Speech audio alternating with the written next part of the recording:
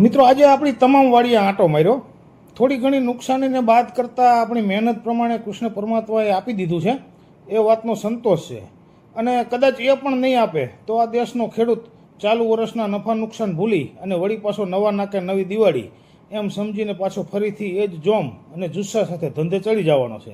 પણ ઘણા મિત્રો ભાવ વિશે કોમેન્ટ કરતા હોય છે. ત્યારે એક જાગૃત, અભ્યાસુ અને સરકાર સમર્થિત ખેડૂત તરીકે મારે કહેવું છે કે જ્યાં સુધી ખેડૂતોને ખેત પેદાશના સારા ભાવ નહીં મળે ત્યાં સુધી આ દેશનો ખેડૂત ક્યારે બે પાંદડે નહીં થાય.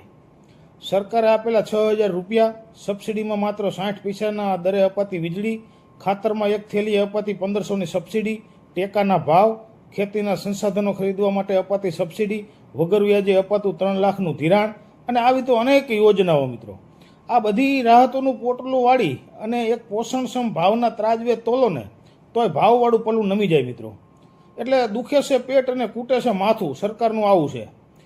નફામાં થોડો ઘટાડો થાય અને મંદીના નામની માળા જપવાવાળા ઉદ્યોગપતિઓ કોઈ ખેડૂતને પૂછો તો ખબર પડે કે લાખોના ખર્ચા કર્યા પછી માત્ર 1200ના ભાવે કપાસ અને 900ના ભાવે મગફળી વેચીને આ ખેડૂત શું કાંદો કાઢી લેતો હોય છે. ખેડૂતોને હંમેશા માગણ કે મફતિયા કહેવાવાળા મૂડીપતિઓ પણ પોતાની એસી ઓફિસમાં રિવોલ્વિંગ ચેર નીચે સરકાર તરફથી મળતી કરોડોની સબસિડી દબાવીને જ બેઠા હોય છે. ત્યારે કિન્નર જેવા અમુક લેખકો દેશના 65% લોકોને રોજગારી આપતા ખેડૂતોને મફતિયા કહે ત્યારે સારું લાગી આવે છે. અને આ બાબતે માત્ર સરકાર જ જવાબદાર છે એવું નથી, ખેડૂતો પણ એટલા જ જવાબદાર છે.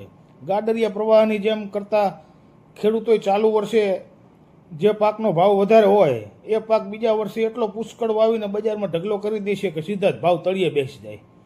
આપણી સિસ્ટમ જ એવી છે કે કયો પાક કેટલો પાક્યો એના આંકડા જ સિઝન પૂરી થાય ત્યારે ખબર પડે. પછી આગ લાગ્યા પછી કૂવો ખોદવા જેવો ઘાટ સર્જાય. આ બાબતે સરકાર અને ખેડૂત બંનેની પૂર્વ તૈયારી હોવી જોઈએ.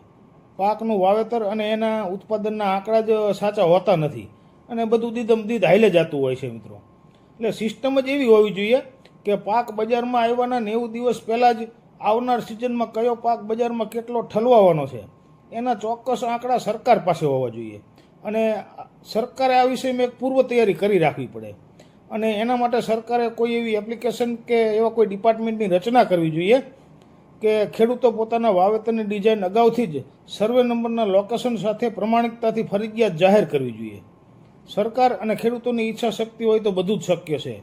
ચૂંટણી ટાણે બધી જ સમસ્યાઓ ભૂલી અને મતપેટીઓ સલકાવી દેનારા ખેડૂતો બે પાંડે થવાની અપેક્ષા જો આવી મજબૂત મનોબળવાળી સરકાર પાસે ન રાખે તો બીજા કોની પાસે રાખે. માટે પોષણક્ષમ ભાવો મળે એ વિષયમાં વિચારો. આવક તો ખેડૂત એની જાતે ડબલ કરી લેશે. ધન્યવાદ મિત્રો. આપણી વાત ગમે તો શેર કરજો.